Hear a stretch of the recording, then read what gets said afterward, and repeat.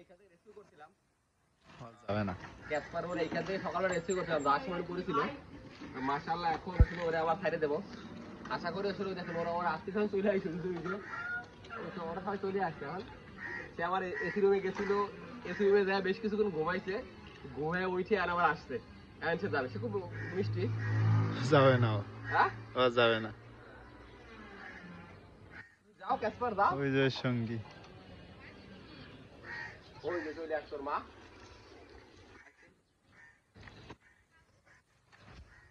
কি করবা তুমি? ওই এসি রুমে খুব সুন্দর ঘুমাচ্ছিল। ওর আর ইচ্ছা খুব নাই। ভিডিও ক্লিয়ার আছে? মোটামুটি